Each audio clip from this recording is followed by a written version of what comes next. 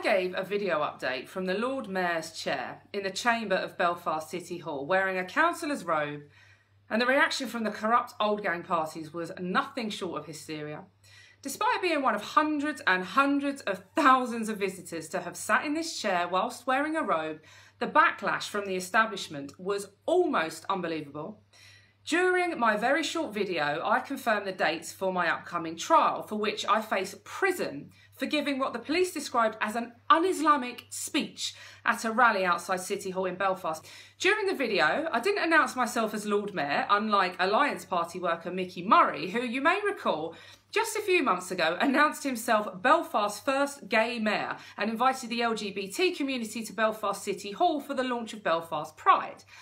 Nor did I announce any undemocratic legislative proposals that I would seek to introduce, such as banning the rival party DUP or making rainbows compulsory.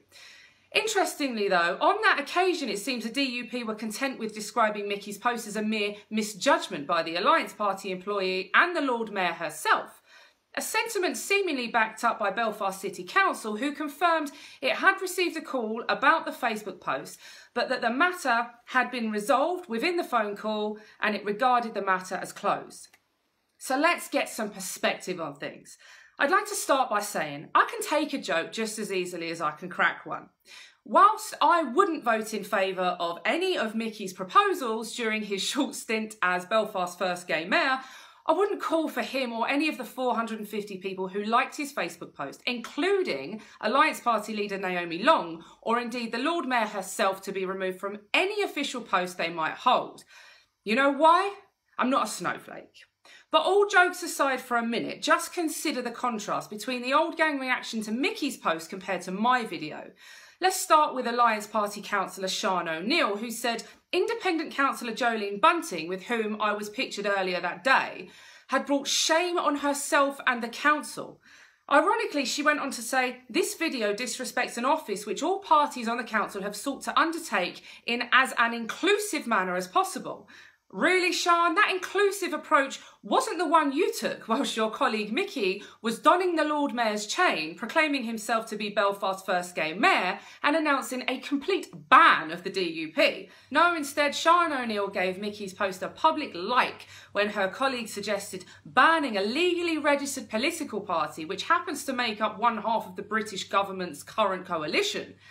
And whilst I'm on the subject of the DUP, let's consider former Belfast Lord Mayor Brian Kingston's response, which was to launch an almost comical attack on councillor Jolene Bunting by claiming she made a gross error in judgment to bring Fransen into the chamber, to put a councillor's robe on her, to place her in the Lord Mayor's chair and to have her talking about her court case. What exactly was the error in judgment here? Bringing me into City Hall? Well, it's a public building, so clearly not. Putting a councillor's robe on me? Well, I'm pleased to say I'm able to dress myself, so that never happened. Or perhaps the most ridiculous part of the quote, to place her in the Lord Mayor's chair. Place me in the chair, Brian. I'm a 31-year-old woman, not a baby being placed in a high chair. Given that members of the public have been able to do all of the above for years without anyone being accused of a gross error in judgment, I can only assume that Brian Kingston's issue is with me discussing my upcoming court cases. That's the bones of the issue here. The DUP, along with the rest of the old gang parties, are firmly on the bandwagon of preventing myself and Britain First having a voice in Northern Ireland. That includes the SDLP, who actually requested that security remove me from City Hall during my visit the following day. Needless to say, I wasn't removed, but come on guys, get a grip.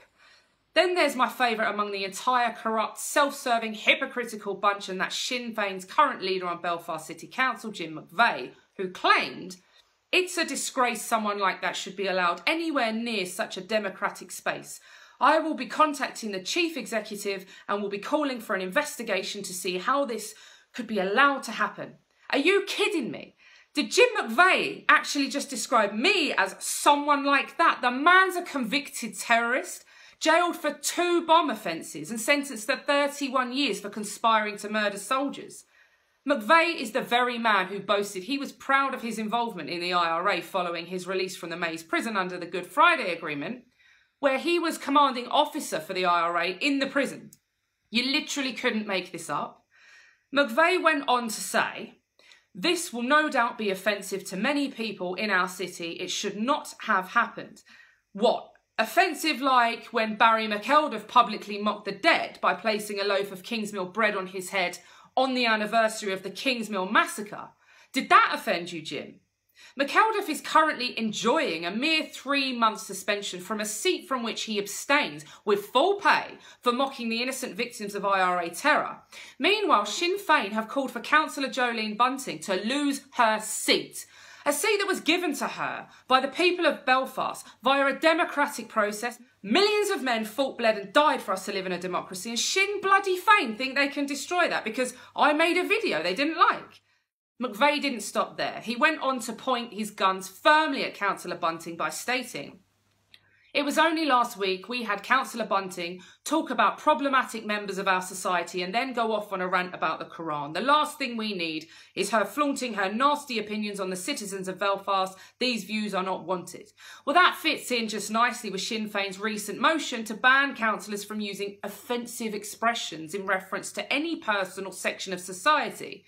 Councillor Jolene Bunting was one of a number of councillors who slammed the motion, along with Ulster Unionist Jeff Dudgeon, as they both pointed out it would conflict with councillors' human rights and freedom of expression.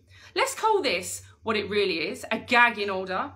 And no surprise that Sinn Féin want to ban the use of offensive expressions, given that the party is made up of convicted terrorists. And who defines offensive these days?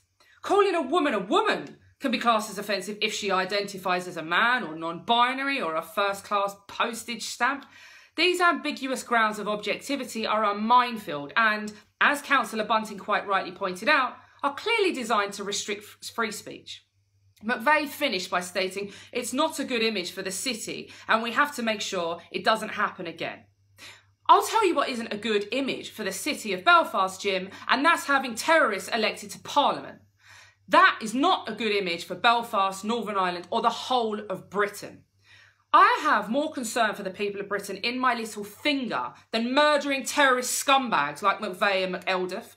Since I announced my leadership of Britain First Northern Ireland, I've faced arrest, transportation from England to Ulster, hours of detention, hours of interrogation, numerous court appearances and bail conditions to specifically restrict my political activities and freedom of speech and expression.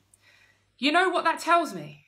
You all know what's coming and you are petrified. This message goes out to the corrupt old gang who up until now have had the entire system sewn up so that they can continue to feed from the same trough. I mean Sinn Féin IRA and their accomplices DUP IRA.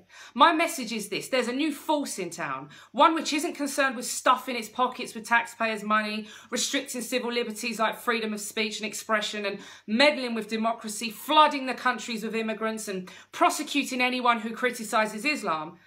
I've got your number, each and every one of you. You see, I've witnessed firsthand the establishment's corruption and outright sabotage of the mainland, and I'll be damned if the good people of Northern Ireland are going to suffer the same way at your corrupt, greedy, selfish and blood-stained hands. You can throw every dirty trick in the book at me, it won't stick.